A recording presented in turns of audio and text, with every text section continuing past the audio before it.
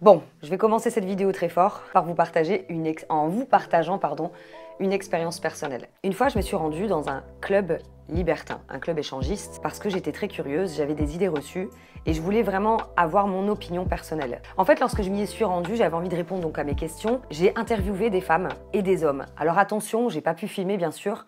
Maintenant, j'étais vraiment en mode interview quoi. Donc je vais vous expliquer comment ça s'est passé. Et donc dans cette vidéo, je vais vous donner les idées reçues que la plupart des gens ont et peut-être que vous vous posez également.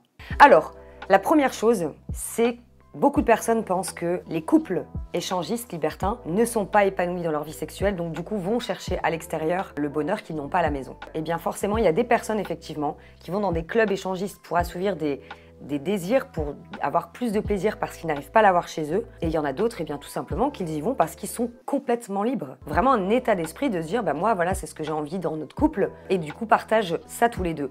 Après, j'ai constaté aussi, beaucoup chez les femmes, alors beaucoup chez les femmes, j'en ai pas non plus interviewé 50, mais il y a eu plusieurs femmes qui, effectivement, pour ne pas se faire tromper, elles avaient déjà connu l'adultère et elles préféraient donc l'adultère par le passé avec d'autres hommes. Et pour éviter de se faire tromper à nouveau, elles décidaient pour faire plaisir. Alors elles disaient que ça leur faisait plaisir, mais à force de creuser, je peux vous garantir qu'elles faisaient ça plus pour le plaisir de monsieur que pour elles-mêmes.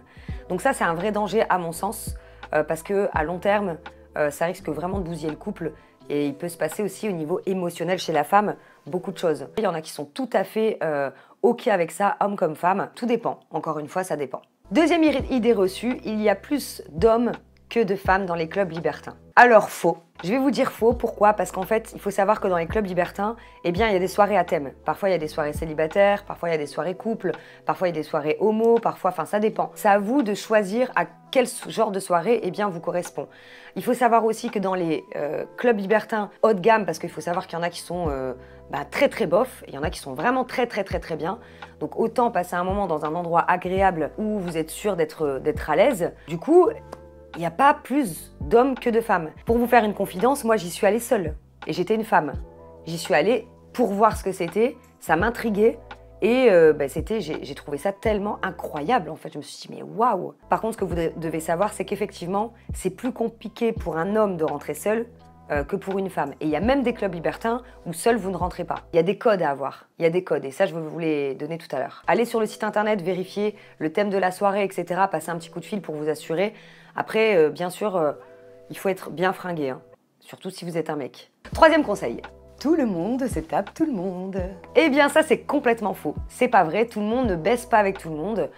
Tout simplement parce que, comme je vous disais tout à l'heure, il y a des codes. Les codes, qu'est-ce que c'est? C'est-à-dire que c'est vrai que c'est la femme qui décide là-bas. Et je vais vous dire une chose, c'est que les femmes se sentent beaucoup mieux dans un club libertin pour danser que dans une discothèque lambda. Les codes, c'est tout simplement, les personnes sont des adultes, elles vont toutes dans un club libertin sachant bien où elles ont mis les pieds, ce qui veut dire que c'est beaucoup plus facile d'approcher une femme dans un club libertin. D'ailleurs, si elle refuse, c'est pas grave. Tout simplement, vous pouvez aller en voir une autre. Parce que là-bas, c'est comme ça que ça se passe. Ça veut dire qu'en fait, on va pas se focaliser sur une nana, se faire rejeter. Donc ça peut vous apprendre à aborder des femmes, de multiplier les rencontres, ça c'est sûr, et puis aussi de vous aider à sortir de votre zone de confort. À mon sens, c'est bien pour tester la confiance en vous. Quatrième et dernier conseil, les clubs libertins, c'est crade, c'est faux.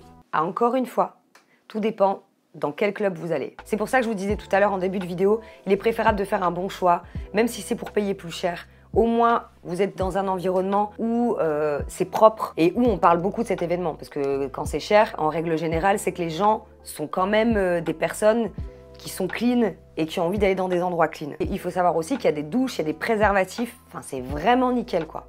Donc ça encore, c'est une idée reçue en fonction du club libertin que vous aurez choisi. Si vous avez aimé cette vidéo, la seule façon pour moi de le savoir, c'est de la liker. D'ailleurs, mettez-moi en commentaire si ça vous intéresse d'avoir des témoignages, des interviews de couples qui sont libertins, échangistes et pourquoi pas même SM, etc.